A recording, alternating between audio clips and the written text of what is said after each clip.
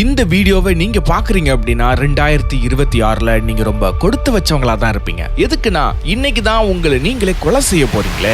ஏன் சொல்றேன்னா நம்மள பல பேருக்கு 2025 ஒரு மொக்கையான வருஷமா போயிருக்கும். உங்களை மத்தவங்களோட கம்பேர் பண்ணி வருத்தப்படுறதை நிறுத்திட்டு அப்படியே ஒரு புது மனுஷனா பிறப்பெடுக்க வைக்கிறதுக்காக தான் இந்த வீடியோ. இந்த பதிவுல மாடர்ன் மேனேஜ்மெண்ட் தந்தைன்னு சொல்லப்படுற பீட்டர் டக்கர் எழுதின மேனேஜிங் ஒன் செல்ஃப் புத்தகத்தோட சாராம்சத்தை ஒரு சூப்பரான கதையோட கலந்து உங்களுக்கு புரியுற மாதிரி சொல்ல போறேன். அதனால இந்த வீடியோவை ஸ்கிப் பண்ணாம முழுசா பாருங்க. இந்த புத்தகத்துல அவர் 7 கேள்வியை கேட்கிறாரு. அந்த 7 கேள்வியை உங்ககிட்ட நீங்களே கேட்டு அதுக்கு பதில் கண்டுபிடிச்சீங்கன்னா 2026 உங்க கையில தான் இருக்கும். அதுக்கு முன்னாடி ஒரு குட்டி கதையை பார்த்துடலாம்.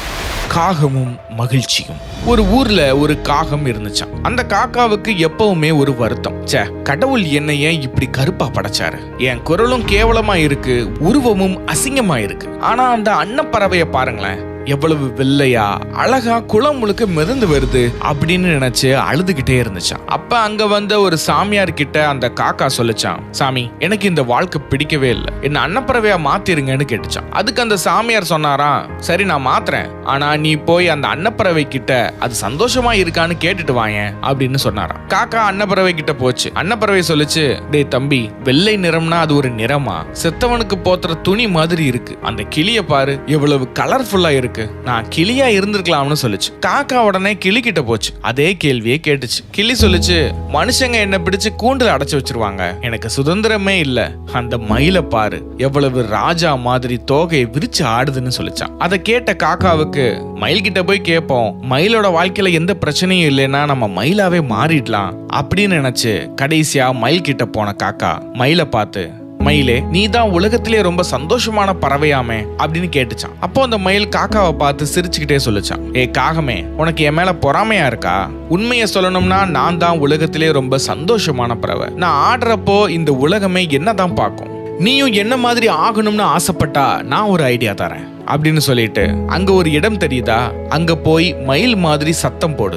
அவங்க உன்னை மயில்னு நினைச்சு அங்க இருக்கிறவங்க உன்னை ராஜா வீட்டு அரண்மனையில கொண்டு போய் விட்டுருவாங்க. அங்க உனக்கு தினமும் ராஜ உணவு மரியாதை கிடைக்கும்னு மயில் ஆசை வார்த்தை காட்டுது. உடனே அந்த காக்கா சந்தோஷத்தோட சாமியார் கிட்ட போய் என்ன மயிலா மாத்திடுங்க அப்படின்னு அடம் பிடிச்சு கேக்குது. உடனே அந்த சாமியாரும் மயிலா மாத்த உடனே அந்த காக்கா மயில் சொன்ன இடத்துக்கு போகுது. மயில் சொன்ன இடத்துல அந்த காக்கா நின்னுகிட்டு கத்த ஆரம்பிக்குது. மயில் சொன்ன மாதிரியே ஒருத்தன் வந்தான். ஆஹா, மயில் ஒண்ணு சிக்கிருச்சு அப்படின்னு வலைய வீசி பிடிச்சான். ஆனா கூண்டுக்குள்ள போனதுக்கு அப்புறம் தான் அந்த காக்காக்கு புரிஞ்சது, அவன் ஒரு வேட்டைக்காரன். அவன் என்ன அரண்மனைக்கு கூட்டிட்டு போகல, இறகுக்காகவும் அழகுக்காகவும் என்ன சித்திரவதை செய்ய போறான்னு அதுக்கு தோணுச்சான். அந்த நேரத்துல மயில் தூரத்துல இருந்து பார்த்து சிரிச்சுக்கிட்டு இருந்துச்சான். அப்பதான் அந்த காக்காக்கு புரியுது, மயில் நம்மளை நல்லாவே ஏமாத்திருச்சு. நான் நானா இருக்கும்போது எவ்வளவு சுதந்திரமா இருந்தேன், எவ்வளவு சந்தோஷமா இருந்தேன். மத்தவங்களை பார்த்து அவங்கள மாதிரி ஆகணும்னு ஆசைப்பட்டு இப்போ சாக போறேன்னு கடைசியில தான் புரிஞ்சுது அந்த காக்காவுக்கு.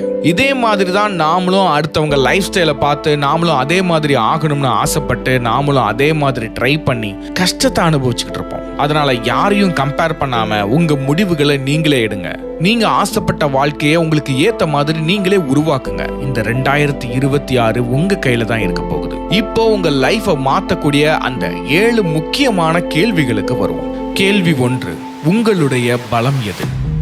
நாம எல்லாரும் பண்ற ஒரு மிகப்பெரிய தப்பு என்ன தெரியுமா? நம்ம கிட்ட இல்லாத ஒரு திறமைய வளர்க்கணும்னு காலத்தையும் நேரத்தையும் வீணாக்குறது தான். ஒரு விஷயத்த மட்டும் நல்லா புரிஞ்சுக்கோங்க, ஒருத்தர் பாட்டு பாடுறாருன்னா அது அவருக்கு கடவுள் கொடுத்த வரும். நீங்க ரஜினிகாந்த் மாதிரி ஸ்டைல் பண்ணலாம், ஆனா அவர் மாதிரியே நடிக்கணும்னு நினைச்சா அது கஷ்டம். பீட்டர் ட்ரக்கர் என்ன சொல்றாருன்னா, focus on your strength not your weaknesses. உங்க பலம் என்னன்னு கண்டுபிடிக்க ஒரு சின்ன ஐடியா தரவா? அதுதான் ஃபீட்பேக் அனலைசிஸ். அதாவது நீங்க ஒரு வேலையை செய்ய போறீங்கன்னா அதுல என்ன ரிசல்ட் வரும்னு ஒரு பேப்பர்ல எழுதி வைங்க. ஒரு வருஷம் கழிச்சு அந்த பேப்பர் எடுத்து பாருங்க, நீங்க நினைச்சது நடந்திருக்கா இல்ல அதை விட சூப்பரா வந்திருக்கா? ஒருவேளை நீங்க பிளான் பண்ணதுக்கும் மேல சக்சஸ் கிடைச்சிருக்குதுன்னா அதுதான் உங்க உண்மையான பலம். நம்ம ஒரு நிறைய பேர் எனக்கு மேக்ஸ் வராது மச்சான், ஆனா நான் கஷ்டப்பட்டு படிச்சு இன்ஜினியர் ஆவேன்னு சொல்லி 5 வருஷம் அரியர் வச்சிருப்பாங்க. ஆனா அவங்களுக்கு படம் வரையறதுலயோ இல்ல வேற ஏதாவது ஒரு விஷயத்துல சூப்பரான டேலண்ட் இருக்கும். அந்த திறமையை விட்டுட்டு வராத ஒண்ணுக்கு பின்னாடி போறது ஒரு முட்டாள்தனம். 2026 2026ல நீங்க ஜெயிக்கணும்னா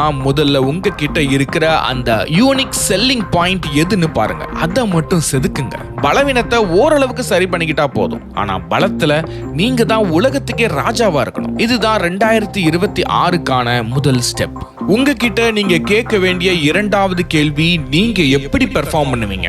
அவன் காலையில 4 மணிக்கு எழுந்து படிச்சு ஃபர்ஸ்ட் ரேங்க் வாங்குறான். நானும் நாளையில இருந்து அலாம் வச்சு படிக்க போறேன்னு சொல்லிட்டு 4 மணிக்கு அலாம் ஆஃப் பண்ணிட்டு தூங்குற குரூப்ல நீங்களும் ஒருத்தரா? அப்ப உங்களுக்கு காலை நேரம் செட் ஆகாதுன்னு தான் அர்த்தம். ஒவ்வொரு மனுஷனுக்கும் ஒரு பயோரிதம் இருக்கும். சில பேருக்கு ராத்திரி 12 மணிக்கு மேலதான் மூளை மின்னல் வேகத்துல வேலை செய்யும். அது மட்டும் இல்லாம நீங்க ஒரு விஷயத்தை எப்படி உள்வாங்குறீங்க அதை பொறுத்தும் இது மாறும். இது ரொம்ப முக்கியம். சில பேருக்கு ஒருத்தர் அட்வைஸ் பண்ணா பிடிக்காது. ஆனா ஒரு புக்கை படிச்சா டக்குன்னு புரிஞ்சுப்பாங்க. நீங்க ஒரு ரைட்டரா இல்ல டாக்கரா? நீங்க எழுதி பார்த்து படிக்கிற ஆளா இருந்தா முக்கியமான மீட்டிங் இல்லனா ஏதோ ஒரு விஷயத்தை செய்ய போறீங்க அப்படின்னா முன்னாடியே எல்லாத்துக்கும் ஒரு நோட்ஸ் எடுத்துட்டு போங்க. அதே மாதிரி நீங்க ஒரு டீம்ல சேர்ந்து வேலை செய்யறவரா இல்ல தனியா முடிவெடுக்கிறவரா? அதாவது டீம் மெம்பரா இல்ல டிசிஷன் மேக்கரா? சில பேர் மத்தவங்களுக்கு துணையா இருந்து சூப்பரா வேலை செஞ்சு முடிப்பாங்க. ஆனா அவங்களையே ஹெட்டா போட்டா சொதப்பி வச்சிருவாங்க. 2026ல நீங்க ஒரு வேலையில இறங்குறதுக்கு முன்னாடி இந்த வேலை என்னோட ஸ்டைலுக்கு செட் ஆகுமா அப்படின்னு ஒரு நிமிஷம் யோசிங்க. உங்க பாணிக்கு ஏத்த மாதிரி வேலையை செஞ்சா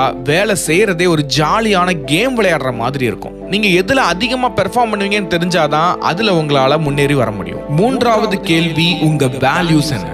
இன்னைக்கு இருக்கிற அவசர உலகத்துல நிறைய பேர் காசுக்காக எதை வேணும்னாலும் செய்ய தயாரா இருக்கிறாங்க. ஆனா பீட்டர் ட்ரக்கர் ஒரு முக்கியமான விஷயம் சொல்றாரு. உங்களுடைய திறமையும் நீங்க வேலை செய்யற விதமும் சூப்பரா இருக்கலாம். ஆனா உங்க வேல்யூஸ் அங்க இடிச்சதுன்னா நீங்க நிம்மதியா இருக்கவே முடியாது. வேல்யூஸ் அப்படின்றது நீங்க யாரு அப்படின்றத குறிக்குது. உதாரணத்துக்கு ஒரு கம்பெனி ரொம்ப அக்ரெசிவான லாபம் சம்பாதிக்கணும்னு நினைக்குது. ஆனா உங்களுக்கு பொறுமையா தரமா வேலை செய்யறது தான் பிடிக்கும்னா அந்த கம்பெனில உங்களால ஒரு மாசம் கூட நிம்மதியா இருக்க முடியாது. அதே மாதிரி சில பேருக்கு ஷார்ட் டேர்ம் சக்சஸ் பிடிக்கும், சில பேருக்கு லாங் டேர்ம் ரிலேஷன்ஷிப் பிடிக்கும். உங்க வேல்யூஸை தெரிஞ்சுக்க ஒரு வழி இருக்கு. ஒரு முக்கியமான பிரச்சனை வரும்போது நீங்க என்ன முடிவெடுப்பீங்க? மத்தவங்களுக்காக உங்க கொள்கையை விட்டு கொடுப்பீங்களா? 2026ல நீங்க ஒரு பிசினஸ் ஆரம்பிச்சாலும் சரி, ஒரு கம்பெனில சேர்ந்தாலும் சரி, அங்க இருக்கிற கலாச்சாரம் உங்க கொள்கைக்கு ஏத்த மாதிரி இருக்கான்னு பாருங்க. மனசுக்குள்ள எப்பவுமே ஒரு போராட்டம் நடந்துகிட்டே இருந்தா உங்களால முழு திறமையை காட்டவே முடியாது. உங்க மனசாட்சி என்ன சொல்லுதோ அதுபடி நடக்கிறது தான் உண்மையான கெத்து.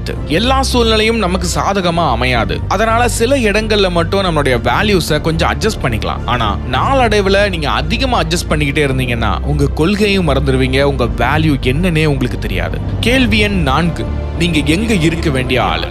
நாம பல பேரும் தப்பான இடத்துல உட்கார்ந்துகிட்டு ஏன் எனக்கு இன்னும் ப்ரமோஷன் கிடைக்கல, ஏன் என்ன தேடி வாய்ப்பே வரல அப்படின்னு கடவுளை திட்டிக்கிட்டு இருப்போம். நண்பா, ஒரு திறமையான கிரிக்கெட் பிளேயரை போய் ஃபுட்பால் கிரவுண்ட்ல நிக்க வச்சா அவர் என்ன பண்ணுவாரு? அவர் அந்த இடத்துக்கு சரிபட்டு வர மாட்டார். பெரிய பெரிய சாதனையாளர்கள் எல்லாரும் ஆரம்பத்துல தப்பான இடத்துல இருந்தவங்க தான். ஆனா அவங்க இது நமக்கான இடம் இல்ல அப்படிங்கறத சீக்கிரமே கண்டுபிடிச்சிட்டாங்க. நீங்க ஒரு பெரிய மீட்டிங்ல இருக்கும் போதோ இல்ல ஒரு வேலையை செஞ்சுக்கிட்டு இருக்கும் போதோ எனக்கு இங்க என்ன வேலை அப்படின்னு தோணுச்சுன்னா அந்த இடத்தை மாத்துறதுக்கான நேரம் வந்துருச்சுன்னு அர்த்தம். 2026ல நீங்க ஒரு கம்ஃபர்ட் ஜோன்ல சிக்காம உங்க திறமைக்கு தீனி போடுற ஒரு இடத்தை தேடுங்க. அந்த இடம் ஒரு சின்ன ரூமா இருக்கலாம், இல்ல ஒரு பெரிய நகரமா இருக்கலாம். ஆனா அங்க நீங்க ஃபிட் ஆகணும். உங்களுக்கு பிடிச்ச விஷயத்தை செய்யற இடத்துல நீங்க இருக்கும்போது நீங்க கஷ்டப்படவே தேவையில்லை. வெற்றி தானா உங்களை தேடி வரும். உங்களை நீங்களே ஒரு இடத்துல பொருத்தி பாருங்க. அது சரியா இருந்தா மட்டும்தான் நீங்க ஜெயிப்பீங்க. 5வது கேள்வி, உங்க கான்ட்ரிபியூஷன் என்ன?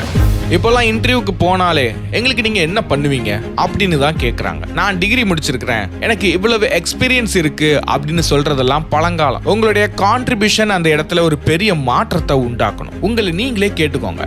அடுத்த 12 மாசத்துல நான் இருக்கிற இந்த இடத்துல என்ன மாற்றத்தை என்னால கொண்டு வர முடியும்? அந்த ரிசல்ட் மத்தவங்களுக்கு பயனுள்ளதா இருக்குமா அப்படின்னு யோசிச்சு பாருங்க. நீங்க ஒரு ஆபீஸ்ல வேலை பார்த்தா ஒரு புது சாஃப்ட்வேர் மூலமா வேலையை மிச்சப்படுத்தலாம். இல்ல ஒரு பிசினஸ் பண்ணா கஸ்டமருக்கு புதுவிதமான ஒரு அனுபவத்தை கொடுக்கலாம். கான்ட்ரிபியூஷன் அப்படின்றது நீங்க செய்யற வேலையில இருக்கிற வேல்யூவை ஆட் பண்றது. கடமைக்கு வேலை செய்யறேன் அப்படின்னு இல்லாம இந்த வேலையை என்ன தவிர யாராலும் இவ்வளவு சிறப்பா செஞ்சிருக்க முடியாது அப்படின்ற அளவுக்கு உழைக்கணும். 2026ல நீங்க மத்தவங்க கிட்ட இருந்து தனித்து தெரியணும்னா உங்க பங்களிப்பு மாசா இருக்கணும். மத்தவங்க உங்களை தேடி வர வைக்கிற ஒரே விஷயம் உங்க ரிசல்ட் மட்டும்தான். உங்ககிட்ட நீங்க கேட்கக்கூடிய 6வது கேள்வி, மற்ற நபர்களுக்கு நீங்க கொடுக்கிற முக்கியத்துவம் என்ன? நானே ராஜா நானே மந்திரி அப்படின்னு இருந்தா ஜெயிக்க முடியாது பாஸ். நாம செய்யற ஒவ்வொரு வேலையும் இன்னும் 100 பேரை சார்ந்துதான் இருக்கு. அப்ப அந்த 100 பேர் கூட நமக்கு இருக்கிற ரிலேஷன்ஷிப் எப்படி இருக்கணுங்கிறது தான் ரொம்ப முக்கியம். பீட்டர் டக்கர் 2 விஷயத்த சொல்றாரு. முதல்ல, மத்தவங்களும் மனுஷங்க தான், அவங்களுக்கும் ஒரு ஸ்டைல், ஒரு பலம், ஒரு கொள்கை இருக்கும்னு புரிஞ்சுக்கோங்க. அவங்கள உங்க வழிக்கு கொண்டு வரணும்னு நினைக்காம அவங்க வழி என்னன்னு தெரிஞ்சுக்கிட்டு அதுக்கு ஏத்த மாதிரி நடந்துக்கோங்க. 2வது விஷயம், கம்யூனிகேஷன். உங்களுக்கு என்ன வேணும், நீங்க என்ன பண்ண போறீங்க அப்படின்றத மத்தவங்க கிட்ட தெளிவா சொல்லுங்க. நிறைய பிரச்சனைகளுக்கு காரணமே அவன் புரிஞ்சுப்பான் அப்படின்னு நாம நினைக்கிறது தான். ஆனா யாரும் உங்க மனசை படிக்கிற ஜோசியக்காரங்க கிடையாது. 2026ல உங்க டீம் கூடவோ உங்க பார்ட்னர் கூடவோ ஒரு இரும்பு பிணைப்பை உருவாக்குங்க. ஒருத்தருக்கு ஒருத்தர் உதவியா இருந்தா எவரெஸ்ட் சிகரத்தை கூட ஈஸியா ஏறிடலாம். ரிலேஷன்ஷிப்ல நீங்க போடுற இன்வெஸ்ட்மெண்ட் தான் உங்களுக்கு பெரிய லாபத்தை தரும். உங்ககிட்ட நீங்க கேட்கக்கூடிய கடைசி கேள்வி, உங்க செகண்ட் லைஃப் என்ன? வாழ்க்கை 40 வயசுல ஆரம்பிக்கும்னு சொல்லுவாங்க. ஆனா இன்னைக்கு இருக்கிற ஸ்ட்ரெஸ்ஸான உலகத்துல ஒரே வேலையை செஞ்சு செஞ்சு பல பேருக்கு 30 வயசுல சலிப்பு தட்டிடுது. இதுக்கு தீர்வா பீட்டர் டக்கர் சொல்றது தான் செகண்ட் லைஃப். நீங்க ஒரு புது கரியரை ஸ்டார்ட் பண்ணலாம்னு சொல்றாரு. இல்லனா உங்க வேலையை செஞ்சுக்கிட்டே சைடுல ஒரு சோஷியல் ஒர்க் பண்ணலாம், இல்லனா வேற ஏதாவது ஒரு பிசினஸ் பண்ணலாம்னு சொல்றாரு. உதாரணத்துக்கு, ஒரு பெரிய ஆடிட்டரா இருக்கிறவங்க வாரத்துல 2 நாள் ஏழை குழந்தைகளுக்கு டியூஷன் எடுக்கலாம்னு சொல்றாரு. இல்லனா வாரத்தின் கடைசி நாள்ல உங்களுக்கு பிடிச்ச ஏதோ ஒரு கலையை நீங்க பயிற்சி பண்ணலாம். ஒரு இசைக்கருவியை வாசிக்க பழகலாம். நீங்க ஒரு ஆர்டிஸ்டா கூட மாறலாம். இதுதான் உங்களுக்கான ஒரு செகண்ட் இன்னிங்ஸ். இது எதுக்குன்னா, ஒருவேளை உங்க மெயின் லைஃப்ல ஏதாவது சர்க்கிள் வந்தா உங்களை தாங்கி பிடிக்க ஒரு பிளாட்ஃபார்ம் இருக்கணும். நம்ம ஊர்ல நிறைய பேர் ரிட்டையர்ட் ஆனதுக்கு அப்புறம் என்ன பண்றதுன்னு தெரியாம சீக்கிரமே உடம்பு சரியில்லாம போயிருவாங்க. ஆனா ஒரு செகண்ட் லைஃப் வச்சிருக்கிறவங்க எப்பவுமே எனர்ஜியோட இருப்பாங்க. 2026ல உங்களுக்கான அந்த பேஷன் எதுன்னு கண்டுபிடிங்க. அதை ஒரு சின்ன விதையா இப்பவே விதைங்க. அதுதான் உங்க வாழ்க்கையோட பிற்காலத்துல ஒரு பெரிய நிழல் தரும் மரமா வளரும். பிளான் பி எப்பவுமே கையில இருக்கட்டும்னு சொல்றேன். நண்பா, இதுவரைக்கும் நாம பார்த்த இந்த 7 கேள்விகளும் வெறும் தத்துவம் கிடையாது. இது உங்களுடைய சக்சஸ் ஃபார்முலா. நம்ம ஊர்ல ஒரு பழமொழி சொல்லுவாங்க, யானைக்கும் அடி சறுக்கும்னு. ஆனா அந்த யானைக்கே அதோட பலம் தெரியாம போனாதான் பிரச்சனை. அதே மாதிரி தான் நீங்களும். இவ்வளவு நாள் மத்தவங்களோட கம்பேர் பண்ணிட்டு உங்களை நீங்களே டம்மியா யோசிக்காதீங்க. ஞாபகம் வச்சுக்கோங்க, 2025 வரைக்கும் நீங்க எப்படி இருந்தீங்கன்றது முக்கியமே இல்லை. ஆனா 2026ல நீங்க எப்படி இருக்க போறீங்கன்றது இப்போ நீங்க எடுக்கிற இந்த 7 முடிவுகள்ல தான் இருக்கு. 2026 முடியும் போது ஒரு புது மனுஷனா உருவெடுத்திருப்பீங்க. அதுக்கு நான்